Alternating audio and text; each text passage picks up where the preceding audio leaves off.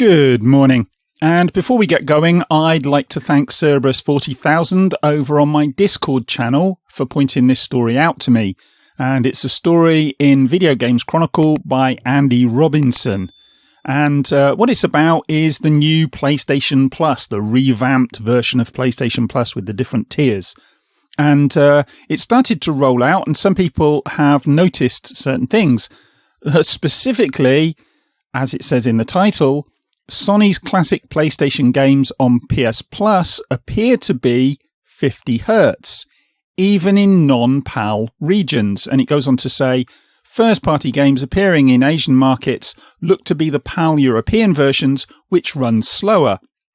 And just a quick potted history, back in the day, when the PlayStation was popular, the original PlayStation was popular, in PAL regions, we had televisions that ran at 50 Hz.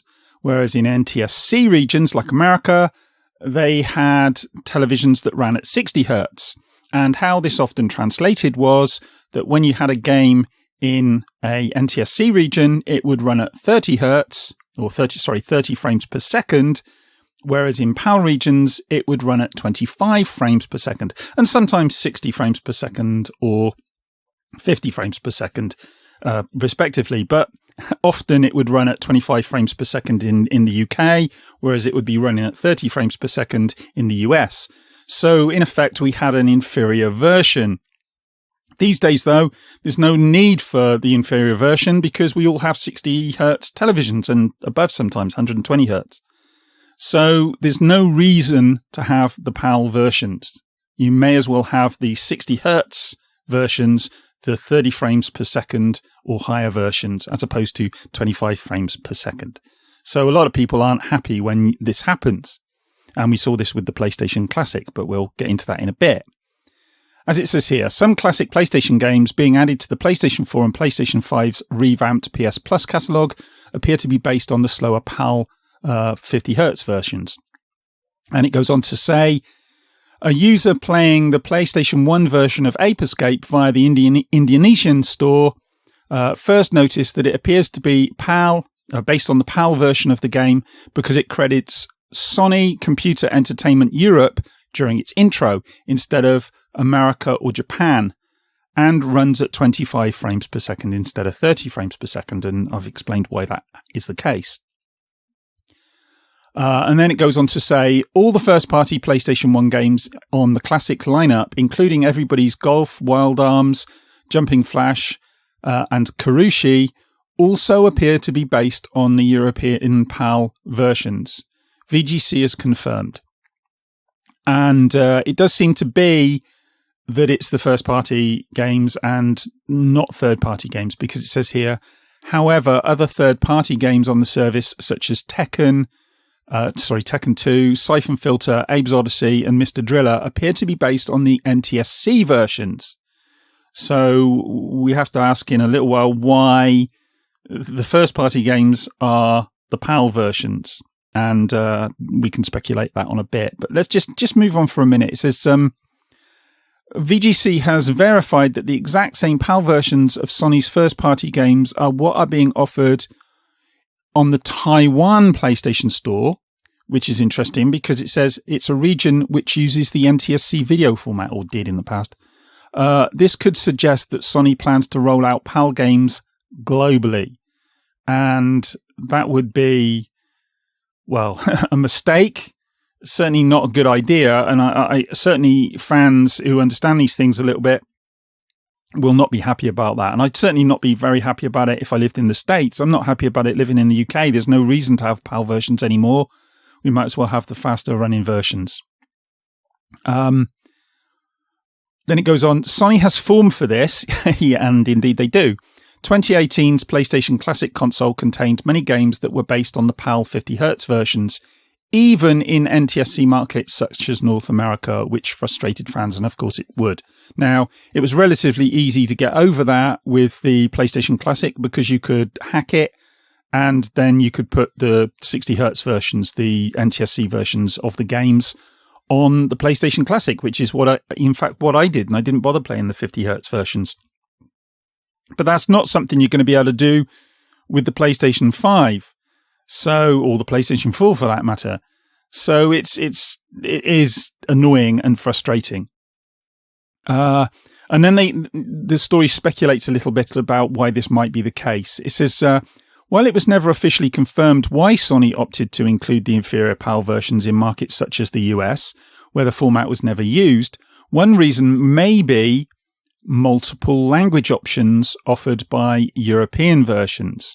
Now, this is one of the reasons I think they may have done this. And it's just basically laziness.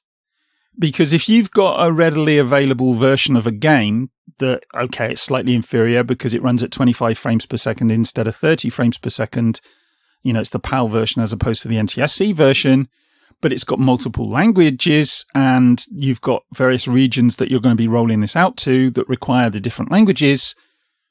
Sod it, we'll just bung out the the PAL version. It means they have to do less work.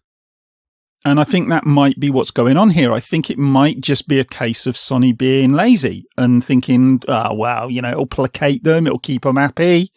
Who cares? Because, not only have they got form in doing this, they've also got form in saying things like, nobody cares about PlayStation 1 games. I mean, Jim Ryan himself said that.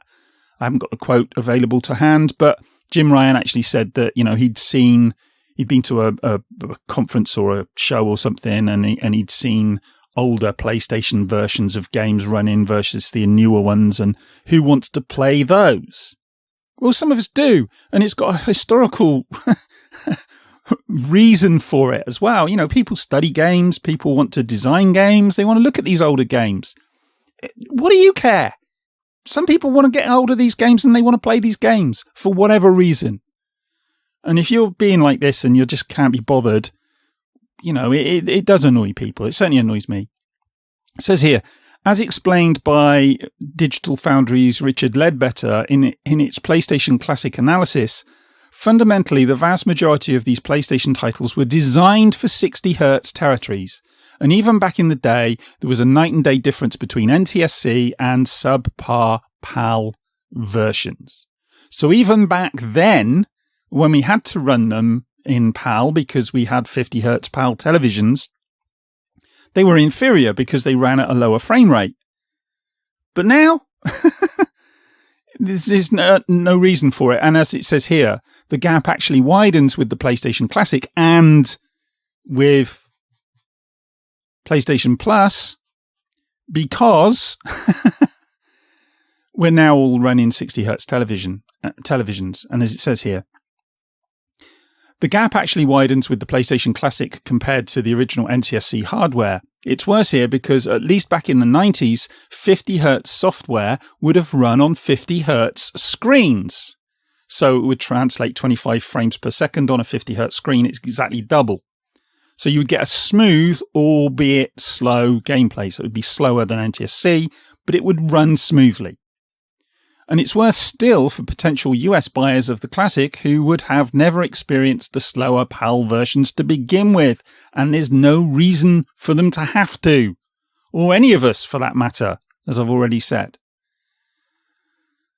So, yeah, I mean, it says here, the full situation won't become clear until the PlayStation Plus rolls out, or until PlayStation Plus rolls out in more regions over the coming weeks. But I wouldn't be at all surprised to see all first-party games running as the PAL version. Excuse me, I hit the microphone. And yeah, there's no reason for it, other than maybe two reasons that I can think of, and that's the multiple language option that I've mentioned already. And another one, which would be even more disturbing than laziness, and that would be that Sony cares so little about their legacy that they haven't actually bothered to archive some of these games. So the NTSC versions don't actually exist at Sony anymore. And that would be unforgivable. If that's the case, if they simply can't source these games because they don't have them anymore, well, that says everything you need to know about what Sony think about their legacy. I hope that's not the case. But if it is, well, doesn't really bode very well for the future, does it?